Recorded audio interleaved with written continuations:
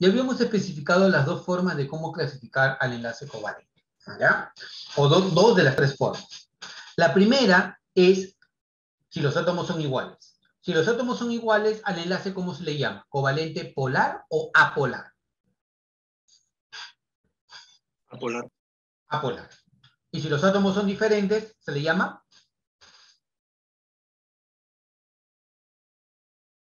Polar. Polar. Por ejemplo, mira, te voy a poner algunos casos, ¿ya? Esto es importante, ¿ya? O sea, lo vamos viendo así de poquito en poquito y te vas a dar cuenta, tú revisas los exámenes de admisión y las preguntas son similares. Ejemplo, a la mala, mira, yo te digo, N2, ¿qué tipo de enlace encuentras ahí? ¿Polar o apolar? Es más, dime simplemente PO o A.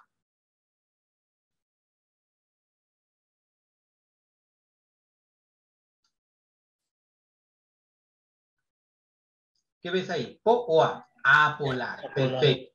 ¿Ves? Apolar. ¿Por qué? Porque los átomos son igualitos. Si yo, por ejemplo, te menciono a esta sustancia, el HCl, así, HCl, ¿qué tipo de enlace ves ahí? ¿Polar o apolar? Polar. ¿Po o A? Dime. Polar. ¿Cómo lo ves? Polar. Polar, correcto. Si yo te digo, mira, NO, Polar. Polar. polar, muy bien. Si yo te digo SO, Polar. Polar. polar. Ahora mira, O3, Apolar. P4, Apolar. S8, Apolar. apolar. Profe, pero acá era con 2, acá son con 3, con 4 y con 8. No importa. Son los átomos igualitos. ¿No ves otro átomo diferente? Como los átomos son iguales, no importa la forma que tú tengas, el enlace es un enlace apolar. Pero si tú ves átomos que son diferentes y que se unen, el enlace es polar. Y ten mucho cuidado porque, por ejemplo, hay un libro que no quiero mencionar cuál es, pero tiene color rojo, que menciona que, por ejemplo, el enlace fósforo-hidrógeno, el electronegatividad 2,1, electronegatividad 2,1. Chicos, te creo. ¿Qué tipo de enlace es este? ¿Polar o apolar? Te recontracreo. Polar. Polar. ¿Ah? Polar. Polar. Oye, pero mira, yo te voy a cuestionar. ¿Pero por qué es polar si la electronegatividad vale 2,1 y acá también vale 2,1? La diferencia me da 0. Excelente, Joel. Porque los átomos son diferentes. Ten mucho cuidado. La electronegatividad es un parámetro que me va a ayudar a que yo pueda discriminar si el enlace es de qué tipo, iónico o covalente.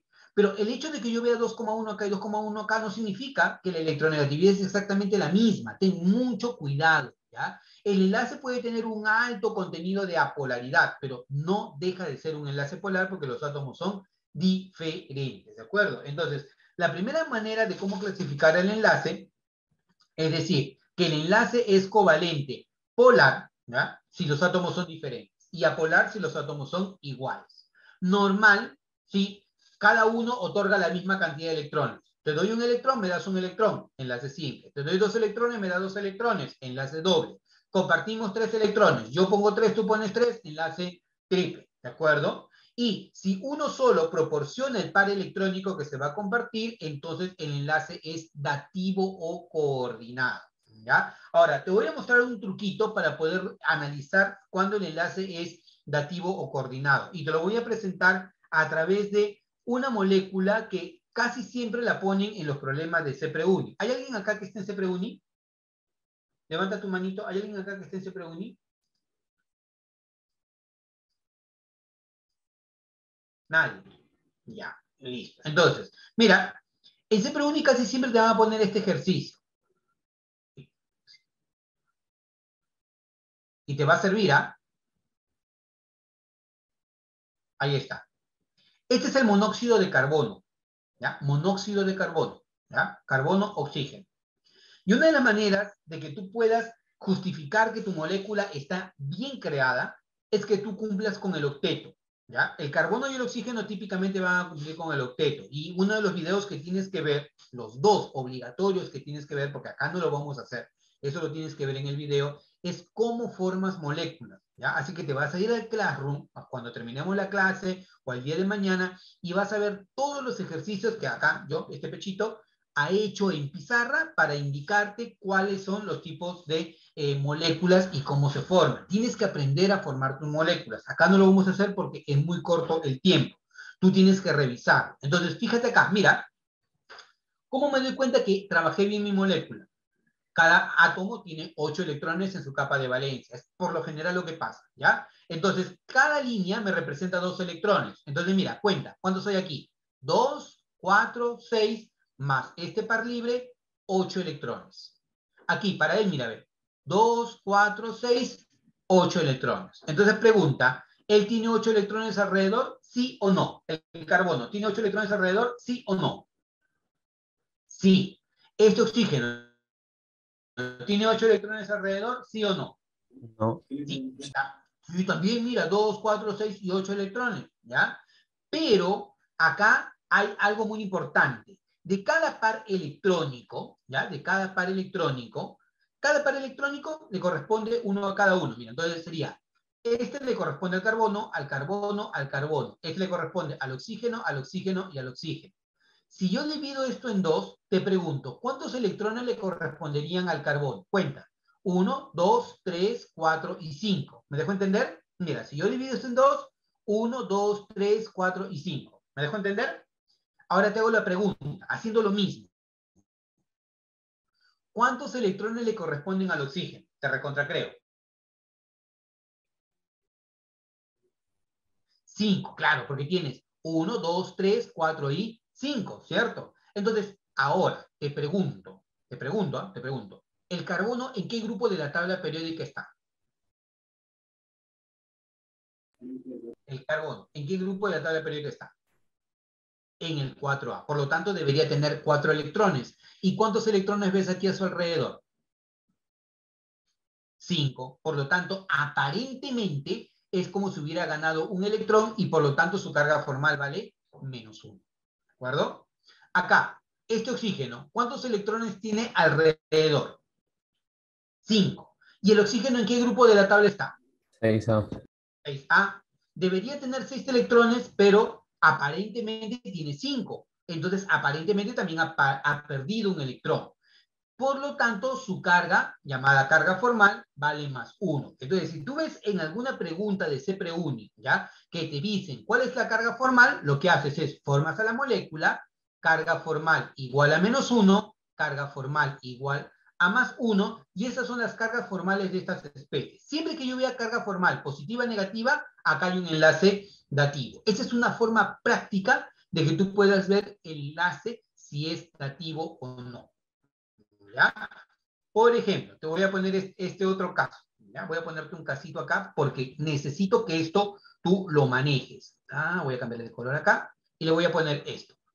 Va a ser hidrógeno, oxígeno, nitrógeno, doble enlace oxígeno, por acá, y así mira. Ve pensando porque te voy a preguntar. Ahí está. ¿Ya? El hidrógeno logra estabilidad con 2 electrones. Aquí están sus 2 electrones. ¿Ya? ¿Lo notaste? ¿Ya? Sus 2 electrones. Ahora, el oxígeno debería tener 8 electrones. Cuenta, por favor. ¿Cuánto es esto? Habla. 2. ¿Quién tiene micrófono? ¿Quién quiere participar? Levanta tu manito. Si no, escojo voluntario. Ya, voy a escoger voluntario. Francesco. Markovich. Profesor, ¿Cuántos electrones son estos? 2. 2. ¿Qué son los 2 electrones del hidrógeno? Logró estabilidad. Listo. Alguien que me diga, tú, Francesco, si puedes tú mismo, ¿cuántos electrones ves alrededor del oxígeno? 8. 8, claro. 2, 4, 6, 8. Perfecto. ¿Cuántos electrones veo alrededor del nitrógeno? 8. 8, 2, 4, 6, 8. Alrededor de este oxígeno también veo 8 y alrededor de este oxígeno también veo 8. Pero, ¿se acuerdan, chicos, que yo les dije que acá tú vas a dividir esto en dos? Entonces, a él un electrón, un electrón, un electrón, un electrón. un electrón, un electrón, un electrón, un electrón así, y por acá chiqui, chiqui, chiqui, chiqui, así, ¿ya? Chicos, chicos, miren, el hidrógeno, ¿en qué grupo de la tabla periódica está? 1. 1, perfecto. Si el hidrógeno está en el grupo 1, acá le veo un electrón, entonces ni ganó ni perdió electrones. ¿Cuánto vale su carga formal? 0. 0. Así. Este oxígeno, ¿cuántos electrones ves alrededor de él? Te recontracreo. 6. 6. ¿Todos de acuerdo que es 6 o no? Todos entendieron que es 6, ¿cierto? Mira. 1, 2, 3, 4, 5, 6. ¿Estamos? El oxígeno, ¿en qué grupo de la tabla está? 6. ¿Y cuántos electrones veo alrededor de él? 6. ¿Ganó, perdió electrones o no le pasó nada? No le pasa nada. No le pasó nada. Por lo tanto, su carga formal, ¿cuánto vale? 0. 0. Quiero que analices este oxígeno, el de acá, este oxígeno. ¿Cuántos electrones ves alrededor de él? 6. 6. Por lo tanto, ¿cuál es la carga formal del oxígeno? 0. 0. Y acá, chicos, mira, el nitrógeno, ¿cuántos electrones ves alrededor de él? 4. ¿Cuántos electrones ves? ¿Cuántos? 4. 4. Pero ¿el nitrógeno en qué grupo de la tabla está? 5A. 5. 5. Entonces, aparentemente, ¿qué le pasó? ¿Ganó o perdió electrones? Perdió. Perdió. Por lo tanto, la carga formal del nitrógeno, ¿cuánto valdría? Más 1, Más perfecto. 1. ¿Y aquí el oxígeno tendría carga formal o no tiene carga formal? Carga formal menos 1. 1. Menos 1, perfecto. Carga formal menos 1. Y como yo veo carga formal más 1 menos 1, ¿qué significa? ¿Este enlace de qué tipo es? Dativo. Excelente. ¿Quién respondió dativo? Nicole Capuñay Núñez. Te mando todas mis energías positivas porque acabas de responder, acabas de dar la respuesta correcta. Siempre que yo vea carga posi con nega, este es un enlace dativo o coordinado. Profe, pero a mí en la academia me enseñaron que esto es con flechita. Mal, mal, mal, mal, mal, mal, mal, mal. El enlace dativo coordinado, tú busca cualquier libro de respeto, el enlace dativo coordinado nunca se representa por flechita, jamás, jamás se representa por flechita. El enlace dativo coordinado se debe representar únicamente, ¿ya? Como si fuera un enlace de lo más normal como cualquier otro. O sea, si yo quiero dibujar, por ejemplo, al ácido nítrico, yo lo dibujo de esta manera, HNO, doble enlace y así. No tengo por colocar ninguna flechita. Si yo quiero colocar, o si yo quiero analizar, por ejemplo, al dióxido de azufre, te recontracreo, mira, te recontracreo. Te pregunto, ¿hay enlaces dativos? ¿Sí o no? Te creo, ¿ah? Sí. ¿Cuál es el enlace dativo? Este de acá es el enlace dativo. Profe, a mí me han enseñado que este es con flechita. Ya, esa es una adopción del sistema preuniversitario. Eso no debe ser. Lo real, lo correcto, versión unidemia, tú debes decir, si él es posi y él es nega en carga formal, entonces estas cargas formales, positivas, negativas, te habla de que es un enlace dativo. Lastimosamente, el sistema preuniversitario ha adoptado el hecho de que tú representas con flechita al enlace dativo o coordinado, pero eso no es lo correcto. Lo correcto es que el enlace dativo o coordinado es como cualquier otro tipo de enlace común y silvestre que existe del tipo simple, ¿ya? Solo que para fines didácticos y para evitarse complejidades, los profesores muchas veces te dicen, una flechita, enlace dativo coordinado. No, eso no es correcto, ¿ya? Entonces, cuando alguna vez veamos algunas preguntas referidas al enlace dativo coordinado, ¿ya? Lo analizaremos con las cargas formales, no lo vamos a analizar a través de flechita. Entonces, un último ejemplo, chicos, y rapidito, te doy un minuto para que tú resuelvas esto de acá, ¿ya? Te pregunto, acá, ¿hay enlace dativo, sí o no? Y si hay enlace dativo, quiero que me indiques dónde está. Joel nos dice que sí hay enlace dativo. Estimado Joel, dinos por favor dónde está el enlace dativo.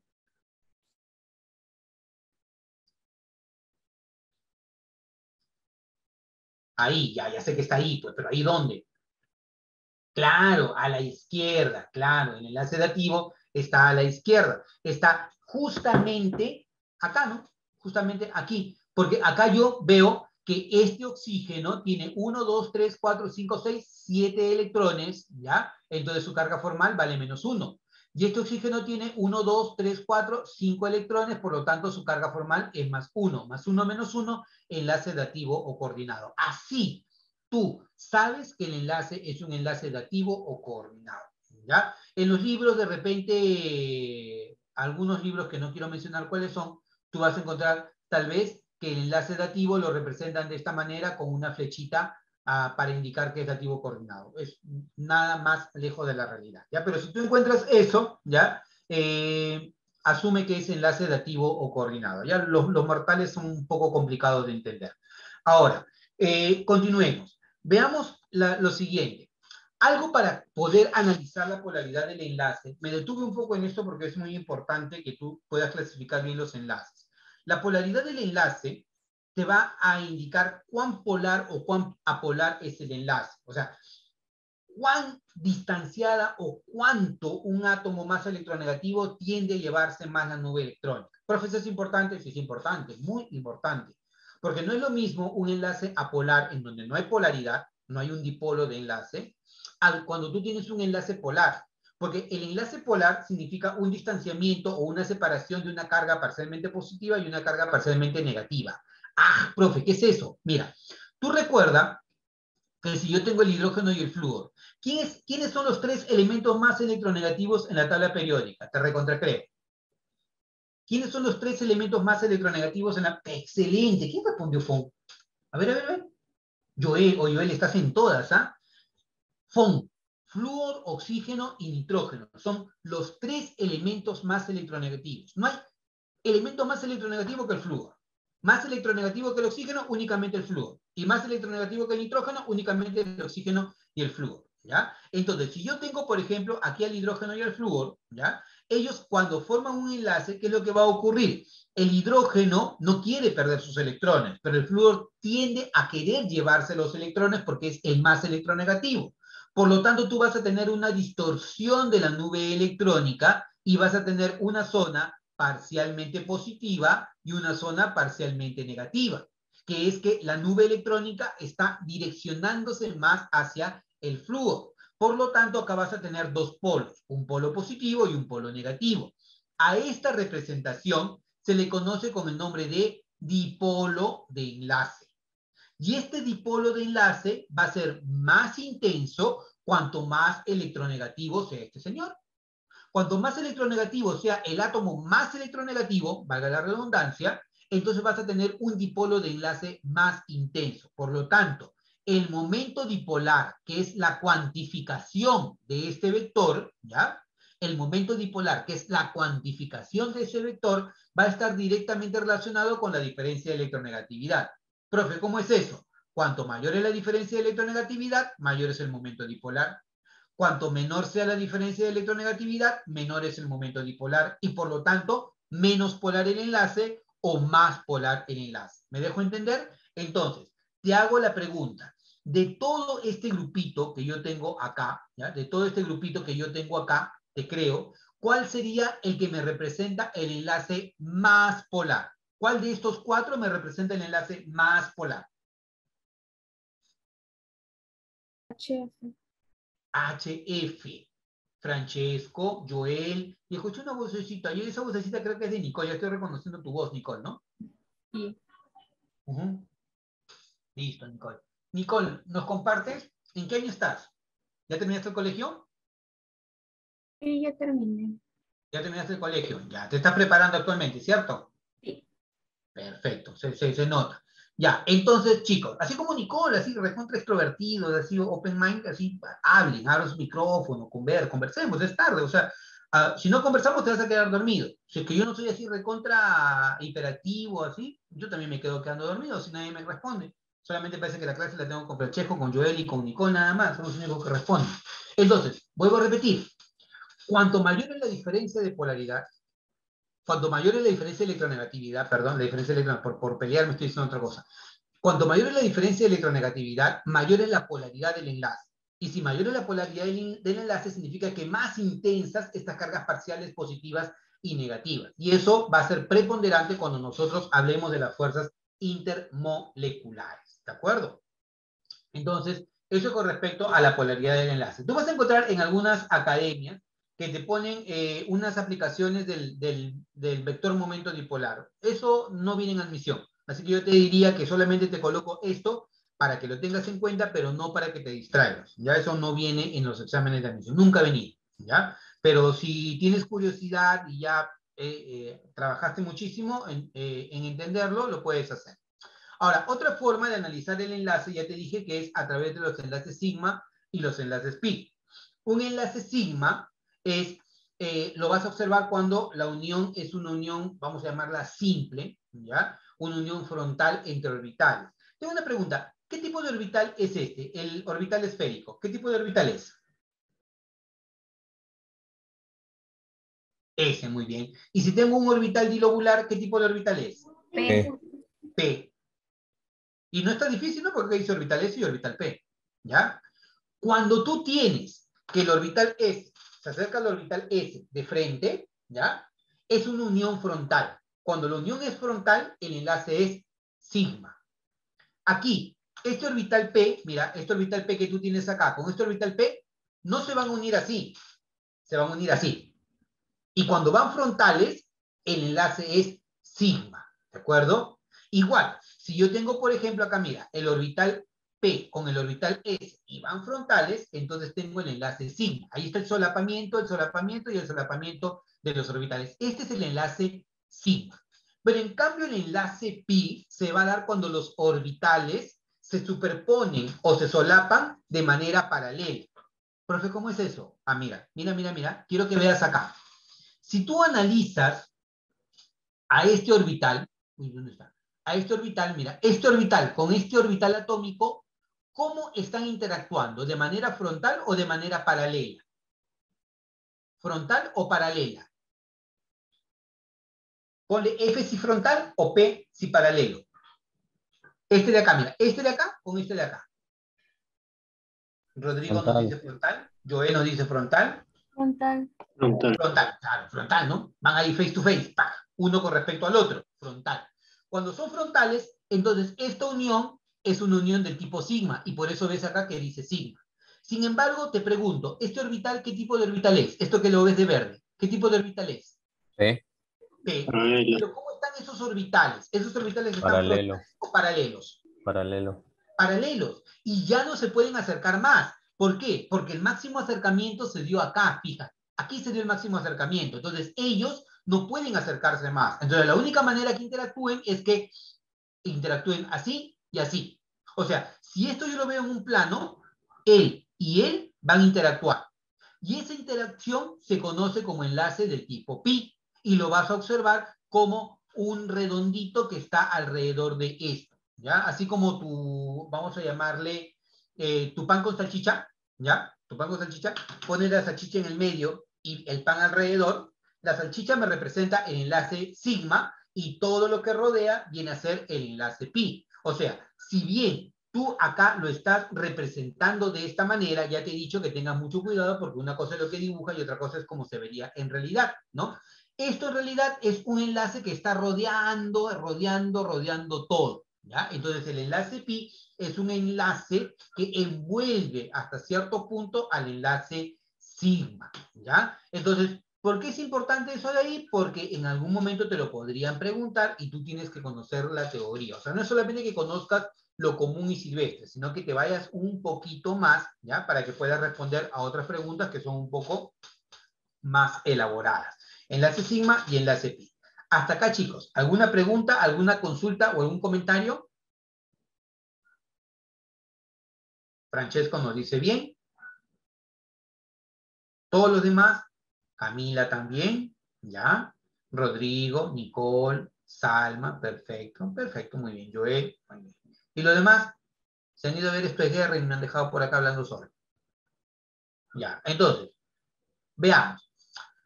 Excepciones a la regla del octeto. Chicos, la regla del octeto no existe. Ah, profe, oye, pero si todo el rato estás hablando tú de la regla del octeto y ahora vienes que la regla del octeto no existe, ya. Lo que ocurre es que Una adopción para tratar de que sea más fácil el entendimiento del enlace químico es hablar de la regla del octeto. O sea, que los átomos tienden a 8 electrones externamente para alcanzar configuración de gas noble y que logren estabilidad cuando formen el enlace químico. ¿Ya? Sin embargo, esta regla del octeto no es una regla que sea del todo cierta, sino que es una tendencia que los átomos quieren adquirir distribución electrónica de gas noble. Y los gases nobles, en su nivel de valencia, ¿cuántos electrones tienen, chicos? 8. Por esa razón es que se adopta el nombre de la regla del octeto. Algunas academias incluso le ponen el dueto, el sexteto. Eso no existe, papá, ¿ya? Solamente hablamos de octeto y cuando tú me escuches hablar de octeto es porque yo quiero simplemente simplificar palabras y decirte en realidad que los átomos quieren adquirir configuración de gas noble, ¿de acuerdo? Pero hay especies que no lo necesitan y eso te lo tienes que meter en la cabeza. ¿Qué especies típicamente no van a cumplir con esta regla de los 8 electrones? El berilio, el boro y el aluminio. O sea, cuando tú veas en química al berilio, al boro y al aluminio, tú debes entender que ellos por lo general no van a cumplir con la regla del octeto. No te estoy diciendo que no siempre cumplan, no vayas a decir por ahí, oye, Sarachaga me dijo de que eso no cumple con la regla del octeto. Yo no te estoy diciendo eso. Yo lo que estoy diciéndote es que por lo general el berilio, el boro y el aluminio no van a cumplir con la regla de los 8 electrones. El berilio casi siempre logra estabilidad únicamente con 4 electrones. El boro logra estabilidad con 6 electrones y el aluminio logra estabilidad con 6 electrones alrededor. No necesita los 8 electrones. Es una especie deficiente de electrones. Esto es una excepción a la regla del octeto. Pero podría ocurrir que hay otros átomos que expanden su capa de valencia. De expandir su capa de valencia, en vez de tener 8 electrones externamente, van a tener más de 8 electrones. Y eso se le conoce con el nombre de octeto expandido. Tú revisas los problemas de CEPREUNI y aparece el término octeto expandido. Y octeto expandido significa que el átomo alcanzó estabilidad con más de 8 electrones. Por ejemplo, te creo, ¿cuántos electrones tú ves alrededor del fósforo? ¿Cuántos electrones ves alrededor del fósforo en su capa de valencia? ¿Cuántos? 10. 10. Excelente, ves 10. Entonces significa que él expandió su capa de valencia. Profe, ¿todos los átomos pueden hacerlo? No, no todos los átomos pueden hacerlo. ¿Ya? Hay átomos que a partir del tercer periodo de la tabla periódica sí pueden hacerlo. Por ejemplo, el azufre, lo puede hacer el arsénico, lo puede hacer el fósforo. Pero si yo quiero, por ejemplo, expandir la capa de valencia con el nitrógeno, no puedo. Con el carbono tampoco puedo, porque son elementos del periodo 2 de la tabla periódica. Y te abro la curiosidad porque quiero que averigües por qué los del periodo 3 sí y los del periodo 4 no. Eso ya va a quedar como tarea para ti, para que averigües por qué razón ocurre eso. ¿Ya? Y el otro punto es cuando tú tienes moléculas que se les conoce como paramagnéticas o moléculas impares. O sea, moléculas que tienen un número impar de electrones. ¿Ya? Y estas son moléculas que hasta cierto punto deberías memorizarlas nada más, ¿ya? Porque es un grupo muy pequeño. Por ejemplo, tienes aquí al dióxido de cloro, tienes al monóxido de nitrógeno y al dióxido de nitrógeno. La forma más práctica de reconocer, por ejemplo, el dióxido de nitrógeno es esta, ¿ya? Que su dímero, el N2O4, ¿ya? Y en este de N2O4 yo hago esto, miren chicos, así. Nitrógeno por acá, acá, nitrógeno, esto, chin chin aquí, así. Entonces por acá, así, tiki tiki, este ya no, esto, tiki tiki, por acá, chiqui chiqui, chiqui chiqui, chiqui chiqui, y acá también tiki tiki, y ya, listo. Entonces ahí está. Profe, esto de acá no es esto. Sí, ya sé, pero te pregunto, ¿esto es la mitad de esto, sí o no? Oye, ¿esto es la mitad de esto, sí o no? Sí, es la mitad. O sea, acá hay 2 nitrógenos con 4 oxígenos, y esto es la mitad de esto. Entonces, lo que yo voy a hacer acá, ya sagazmente, lo que yo voy a hacer sagazmente es esto, mira. Borro, borro, borro, borro, borro, borro, borro, borro, borro, borro, borro, borro, eso acá. Y de este par electrónico, un electrón solamente le corresponde al nitrógeno. El otro electrón le correspondía al otro nitrógeno que ya no está. Entonces, si tú te das cuenta, este nitrógeno tiene un número impar de electrones alrededor. O sea, en vez de tener un par electrónico, tiene un solo electrón. Este tipo de moléculas se llaman moléculas impares o moléculas paramagnéticas y son en extremo reactivas. Por ejemplo, este señor, el NO2, va a buscar cualquier excusa para encontrarse con otro NO2 y formar el dímero, que es el N2O4, ¿de acuerdo? Entonces vas a tener tres casos particulares en las moléculas. Esto de acá tú lo vas a observar también en lo que te dije, en cómo formar las moléculas, en el video de YouTube que vas a revisar, que le vas a dar like, que te vas a suscribir, porque la manera que yo voy a saber que verdaderamente viste esos videos es cuando me llegue la notificación: nuevo suscriptor,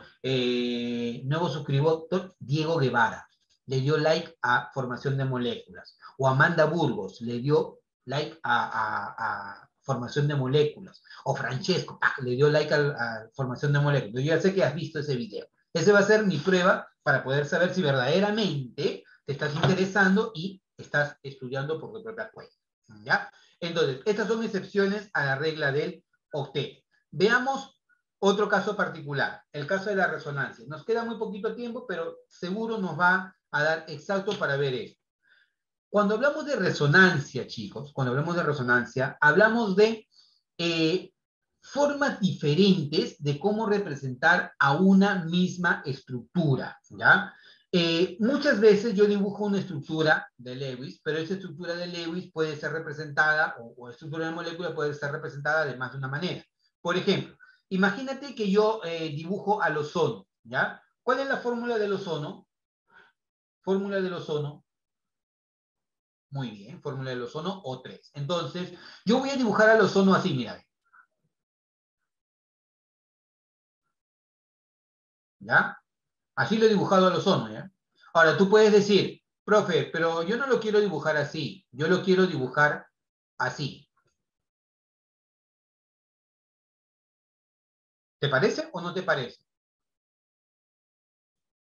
¿Me crees o no me crees? ¿Sí? O sea, así como yo lo dibujé de esta manera, yo lo puedo dibujar también de esta otra manera. Oye, profe, pero no sea chistoso, pues. Si es lo mismo, solamente has movido este palito para el otro lado. No. Esto sí tiene una razón de ser. Acá tú tienes electrones de dos tipos. Electrones del tipo sigma y electrones del tipo Pi. pi. Perfecto. Y los electrones del tipo pi, recuerda que son mediante uniones paralelas, tienen cierta movilidad. Por lo tanto, yo podría hacer de que estos electrones del tipo pi los represente acá o los represente del otro lado. Entonces, es como si estos electrones pi estuvieran en todo este entorno. La manera más fácil es representar a una molécula de las diferentes formas posibles. Y cada forma diferente que tú tienes para representar una molécula se llama una estructura de resonancia. Y un compuesto en donde se obtuvo o donde se comprobó por primera vez la resonancia fue en el benceno. Por este señor es emblemático con respecto a la teoría del enlace químico, particularmente de la resonancia. ¿Por qué? Porque la única manera de explicar cómo se comporta el benceno es a través de la resonancia. Profe, ¿por qué? Porque el enlace doble en un compuesto orgánico típicamente es muy reactivo. Entonces, si el benceno tiene 3 enlaces dobles, el benceno debería ser en extremo reactivo, pero eso no pasaba. Entonces, ¿habría alguna manera de cómo explicar por qué el benceno no era reactivo? Y eso fue explicado satisfactoriamente con la teoría de la resonancia. Cuando se propone la teoría de resonancia para el benceno, ¿ya? Alguien se paró al frente y dijo, mira, el benceno es como si tú tuvieras, o como si tú dijeras que el rinoceronte es un animal que proviene del cruce de un unicornio y un dragón. Todos se volvieron locos en la comunidad científica. ¿Cómo es así que el rinoceronte es un animal que proviene del cruce de un unicornio y un dragón? A ver, explica eso. Bueno, entonces, para explicar la resonancia,